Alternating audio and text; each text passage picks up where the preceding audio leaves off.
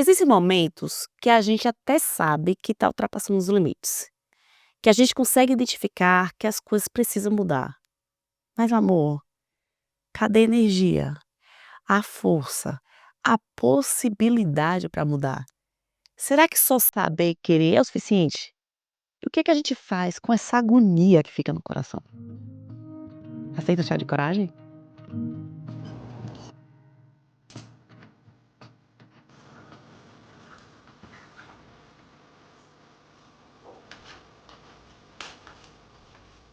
Elisama, assisto praticamente todos os seus vídeos, adoro chá de coragem e concordo com a maioria das coisas que você diz. Mas algumas coisas que você me diz me deixam um tiquinho mais angustiada. Eu escuto teus vídeos, concordo, e você me deixa com mais interrogações. Como é que eu faço isso? Como é que eu fico em paz desagradando os outros? Hoje eu tenho 40 anos, sou separada, e na separação eu voltei para casa de manhã. Tenho um filho de 4 anos, atípico, e 2 empregos, 300 mil bicos. Sou eu que corro para cima e para baixo com meu filho, levo e busco na escola, na terapia, no esporte, para emergência, vigio a febre da noite e trabalho de dia, enquanto dou remédio e resolvo 300 problemas. Contribuo com as despesas da casa, embora não pague a maior parte delas. Limpo, arrumo, levo, trago, enfim, faço o máximo possível. Sinto falta de ter uma vida como mulher, mas o baile tem que seguir. Minha mãe, por conta dos traumas dela de criança enquanto filha e mulher, ela foi casada com meu pai por 35 anos, ele era alcoólatra e recebeu o diagnóstico de narcisista na última vez em que se internou para o tratamento. Criou os filhos diferentes, mulheres têm obrigações e meu irmão tem todos os direitos. Minha mãe ainda assim se mexe na minha vida o tempo todo. Meu maior problema hoje é a minha relação com a minha mãe. Ela não vai fazer terapia, eu acho que ela prefere o papel de vítima do que ter responsabilidade. Eu que faço. Eu sinto que eu cheguei num ponto onde o melhor é uma distância salutar. Mas, dadas as condições financeiras atuais, eu ainda não consigo sair da casa dela. Sendo assim, eu concordo que eu tenho que impor limites. Concordo que eu não tenho como agradar todo mundo e a mim ao mesmo tempo. Concordo que eu preciso desagradar os outros para conseguir viver a minha vida. Concordo que eu preciso ficar em paz e bancar todas as minhas escolhas. Tá, mas como? Como separar os medos tão enraizados? Superar os medos tão enraizados? Como impor limites sem desrespeitá-la? Como escolher a mim em primeiro lugar, sendo que eu moro na casa dela? Faz um ano que eu tento me organizar financeiramente para alugar o meu canto, mas sempre acontece o imprevisto. E o dinheiro que iria para a compra da geladeira, da máquina de lavar, do fogão, vai para alguma outra coisa. Certa vez, no intensivo de terapia, eu fiz vários testes e a maioria deles caía numa raiz de problema. Eu não mereço ser amada. E em função disso, eu faço tudo para agradar e merecer ser amada. No geral, eu melhorei desse comportamento, mas em relação à minha mãe, a melhora foi muito pouca. Sim, sou a mãe atípica numa vida moderna com demandas demais e apoio mínimo. Dou graças a Deus que tenho algum apoio.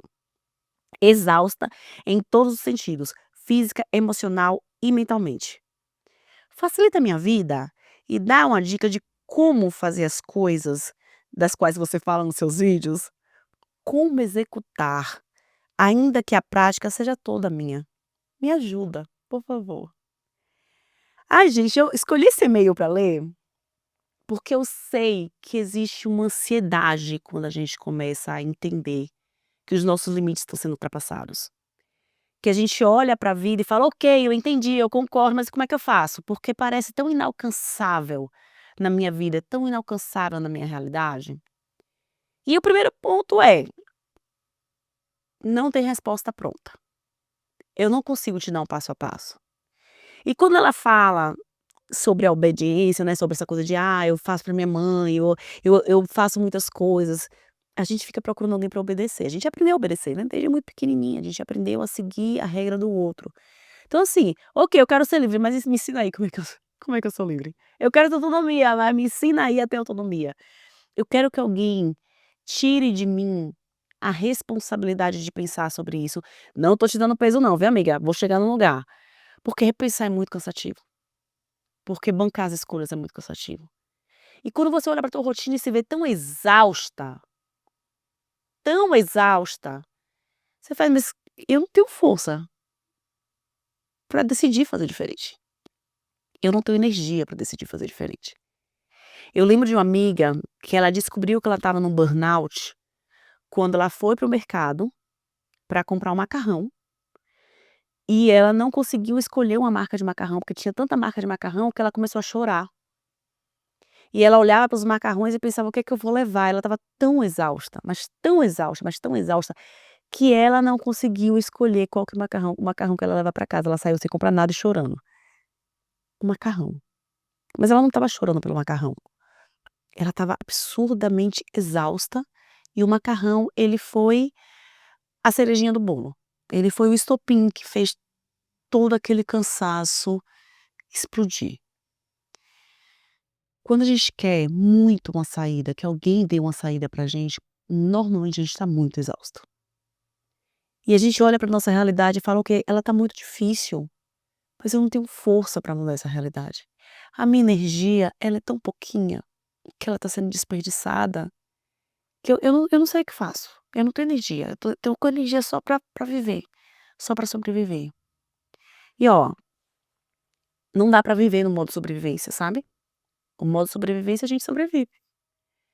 Esse modo de reação, de só resolver o problema, de parecer que a gente tá num videogame, só fazendo o que chega pra gente, ele não é sustentável a longo prazo. Ele é absurdamente adoecedor. E aí você me fala: "Elisama, ok, eu já entendi tudo isso, mas como?". Porque no final das contas eu tô levando meu filho, trazendo meu filho, levando minha ma lidando com a minha mãe, eu tô na casa dela, que eu faço? Vamos por partes, vamos aos pouquinhos. Pensa numa reforma, sabe? Você queria muito reformar a tua casa, mas você não tem grana para tudo. E aí você sai elegendo prioridades, você vai descobrindo coisas alternativas, você sabe que existe o ideal e você vai fazendo o possível. Quando eu me mudei para cá, para São Paulo, eu morava numa casa muito menor na Bahia. E aí quando eu trouxe os meus móveis para casa de cá, gente, juro, parecia que minha casa tinha sido saqueada, porque ficou um tiquinho de móvel no meio da casa, e era isso que a gente tinha.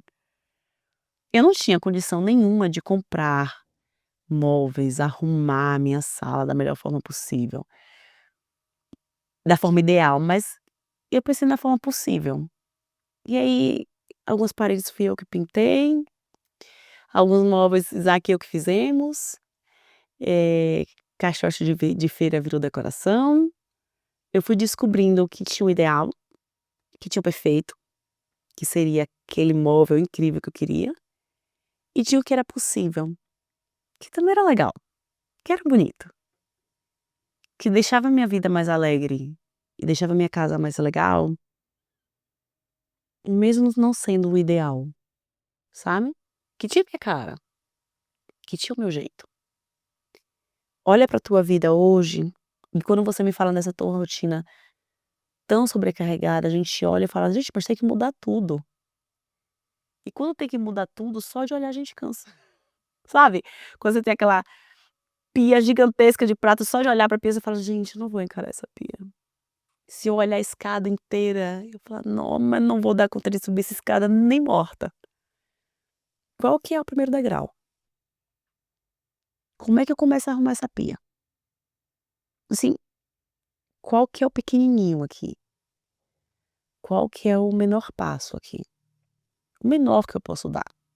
E tem uma importância nos passos pequenos, tem uma importância nas escolhas possíveis, que quando eu faço uma escolha possível, e aí eu realizo aquele passinho deste tamanho, eu me sinto mais capaz, eu olho e falo: "Nossa, consegui fazer isso, amanhã eu vou dar um passinho um tiquinho maior". E a gente vai construindo esse caminho de dar passinhos cada vez maiores, e de repente você olha pra trás e fala: "Nossa, já subi 15 degraus da escada, hein, não tô mais lá embaixo não, já cheguei no topo? Não cheguei no topo, mas já fiz alguma coisa". Começa a olhar pra tua rotina, pra tua vida e pensar: "O que é que pode ser mudado aqui?". Nas pequenas coisas, você fala que tem saudade de fazer coisas de mulher, coisas pra você, eu não vou nem falar agora de cuidar dos teus limites, porque eu acho que a gente tá precisando dar um passo antes. que os seus limites estão cuidando? Quais são esses limites? Há um tempo, eu escrevi um texto sobre qual é o seu tamanho, e é um texto que eu falo da diferença de caber e pertencer. Caber, quando a gente ou se espreme ou se alarga para encaixar numa forminha pré-determinada, e pertencer é quando é a gente. Pertencer é uma roupa feita sob medida, sabe, é uma roupa que você veste e fala: "Ok, ela tá confortável". Só que para eu saber se a roupa tá confortável ou não, se eu tô cabendo ou pertencendo, eu preciso conhecer meu tamanho. Eu preciso saber esse meu corpo. Eu preciso entender onde aperta aqui. O que é que eu gosto que seja folgado, o que eu gosto que seja apertado, o que é que me dá prazer, o que não me dá prazer. Para eu defender os meus limites, eu preciso conhecer os meus limites. E a tua rotina, você me fala da rotina e eu sinto uma ansiedade só de ler a tua rotina. E eu te pergunto, como que dá para acrescentar algum prazer nela? O que é que dá para ser delegado? O que é que dá para ser entregue para outra pessoa? E o que é que te dá prazer? O que é que te anima?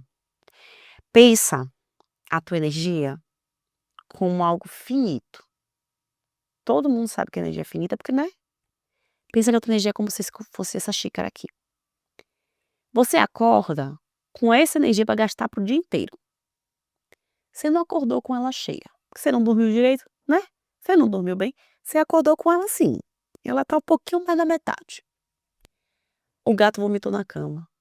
Teu filho tá chorando. Tua mãe já começou a reclamar de manhã cedo. A energia vai. Ela vai descendo. Ela vai baixando. O que é ao longo do dia que repõe um pouquinho essa energia? O que é que te alimenta? O que é que te nutre? O que é que te cuida? Que encontros chegam aqui e dão uma acrescentadinha na aguinha? Sabe? Bota um chazinho a mais aqui. Bota a minha energia. Ah, eu consigo. Eu ouço música. Eu converso com amigos. Eu ligo pra alguém. E, gente, eu não tô falando que isso resolve todos os teus problemas. É claro que tem questões sociais enormes pra gente lidar. Mas o que que a gente pode fazer hoje enquanto as questões sociais não mudam, enquanto o dinheiro não vem, enquanto a sociedade ainda é tão violenta de diversas formas? Como eu posso transitar? É esse o ponto aqui. O que é que te alimenta de alguma forma? O que é que te cuida de alguma forma? O que é que te nutre de alguma forma? Quais são, eu esqueci o nome do autor, que ele fala das ilhas de sanidade. Quais são as ilhas de sanidade nessa tua rotina tão insana? E sabe o que acontece?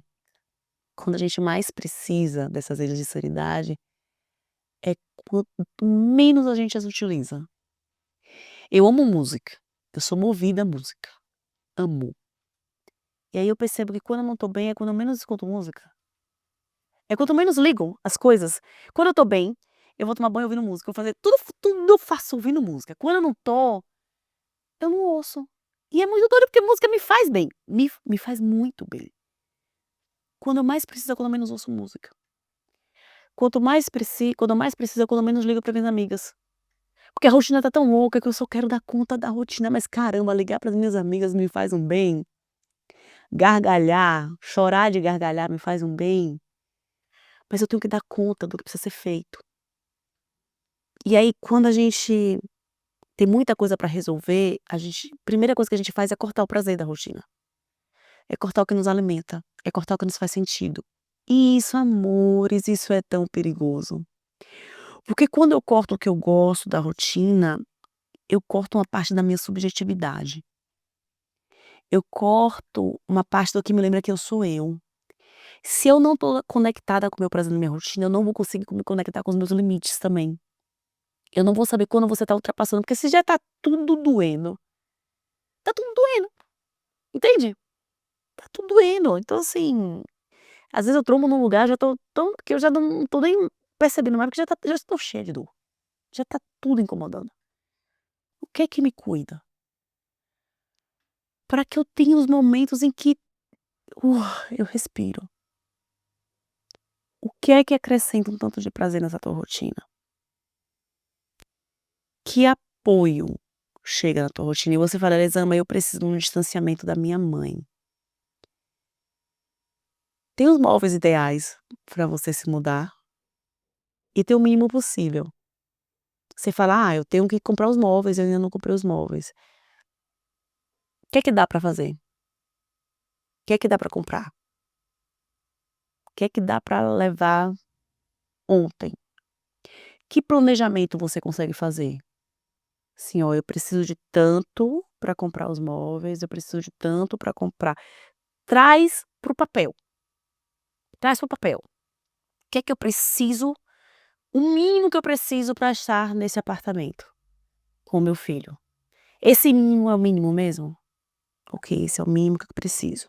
Já cheguei no mínimo, não é o ideal, é o mínimo. Coisas diferentes.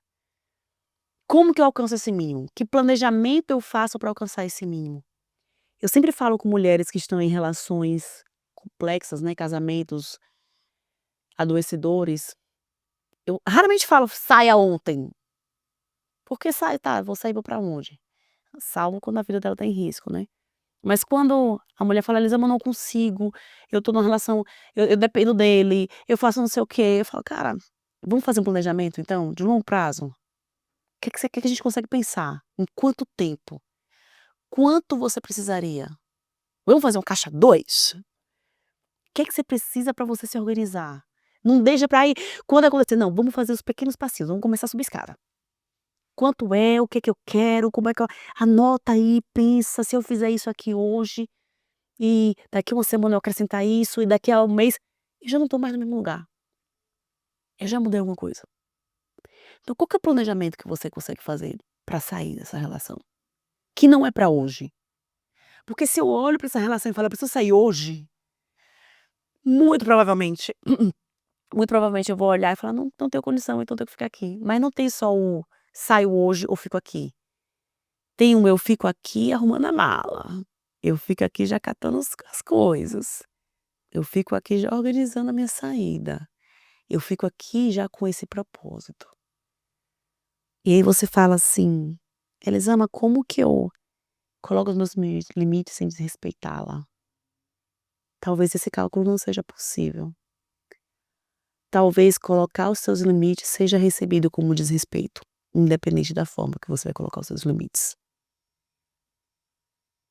Talvez o não, não seja recebido com tranquilidade.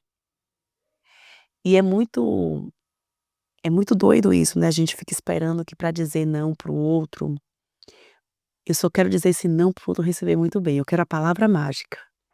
Eu quero o caminho perfeito para dizer esse não e a pessoa aceitar. Não vai acontecer. A gente vai dizer o não, e a gente vai lidar com o desagrado do outro. E a gente vai lidar, às vezes, com a chantagem emocional do outro. E a gente vai lidar com o outro esperneando algumas vezes. Mas deixa eu te contar um negócio, você suporta, você consegue lidar, porque não tá fácil, entendeu? A grande questão é quem vai te apoiar, porque você me listou uma rotina absurdamente solitária. Amor, quantos grupos de mães atípicas tem por aí? Com quantas você tem conversado? Quantas podem te apoiar e você apoiá-las? Cadê a tua galera? Você tem encontrado a tua galera? Você precisa encontrar a sua galera. Porque quanto mais eu tenho esse suporte, mais eu banco, sabe? É aquele trecho da música que a Flávia Ferro e o Chico César cantam, que eu esqueci o nome do autor, o compositor já me mandou o nome dele, mas eu esqueci, mas que fala assim: "A minha alma é a arma e não tens esse porte". Mas não que eu me importe, eu vou te dizer, eu tenho suporte, eu suporto perder. Quem te dá suporte para você suportar a cara feia da tua mãe? Para você suportar o desagrado do outro diante do limite colocado? Quem tem te dado suporte? Porque sem suporte, gata, você achar: "Ah, Elisama, mas como é que eu consigo suporte?". Ligando para as pessoas mesmo, falando com as pessoas. Não sei se eu já contei aqui, quando eu me mudei para São Paulo, Miguel estava desesperado que ele não queria se mudar. Eu queria muito que as crianças ficassem bem. O que é que eu fiz? Eu peguei com a escola o telefone de pais da escola e mandei mensagem. "Oi, tudo bem? Eu sou a Elisama, acabei de me mudar pra cá. Nossos filhos vão estar juntos. A gente pode se ver? A gente pode fazer alguma coisa?" Eu fui cara de pau querer me aproximar das pessoas, porque eu queria me aproximar das pessoas, porque eu sabia a importância daquilo. E a solidão faz com que a gente veja no outro uma ameaça. Pensa que a gente não nasceu pra viver em apartamento, a gente nasceu pra viver na floresta, em grupos. O grupo ele era protetivo. Se você se desgarrava do teu grupo, o teu corpo ele tinha que te deixar em alerta full time, o tempo inteiro tinha que te deixar alerta, tinha que te deixar atento, porque você não tinha com quem revezar a atenção e o cuidado. Então, os seus órgãos recebiam sangue de uma forma diferente, o teu corpo inteiro ele se prepara para ficar sempre em alerta, você não pode relaxar porque você está sozinho, o teu corpo diz: "Você está sozinho, corra para encontrar seu grupo, que é o grupo que é seguro". Nós ainda temos essa sensação. E aí quando a gente está solitário, solitária, o nosso olhar para o outro é mais de ameaça, o outro me ameaça mais, entende? E aí você fica mais acanhada e acanhada para procurar alguém, para conversar. O outro não fala com você direito, você já fala: "Ih, não gosta de mim, me tratou mal, eu fiz alguma coisa de errado". A gente vai se fechando mais, recebendo sinais do outro de uma forma que não é uma forma positiva. Então não vai ser fácil você criar um grupo. Quanto mais solitária, mais você fica solitária, mas é importante. E eu te falo pra você mandar mensagem para as pessoas mesmo, sabe? Descobrir o teu prazer, mas é aos pouquinhos. Não pensa na escada inteira. Não pensa na mudança gigantesca que você tem que fazer. Vai aos pouquinhos. Na mudança possível, no passinho possível. Seria legal a gente ter a grana de reformar a casa inteira e deixar ela perfeita do nosso jeitinho, só porque a gente viu os defeitos todos dela. Mas não é assim que funciona. E aí a gente vai priorizando. Nossa, eu preciso fazer uma reforma elétrica e hidráulica e de tudo, mas agora eu não consigo. O que é que eu vou conseguir agora? Ah, eu consigo desentupir a pia. Então tá, vou desentupir a pia. E vou comemorar, que aí é um problema a menos. Desentupir a pia. Ainda tem um monte de babado pra resolver, mas poxa, a pia já não tá mais entupida. Vai aos pouquinhos, tá bom? É isso, meu amor. E se você quer meu pitaco na tua história, manda mensagem. Me conta aí, ó. O e-mail tá aí. Eu respondo do pitaco, que eu adoro, tá? Até o próximo episódio.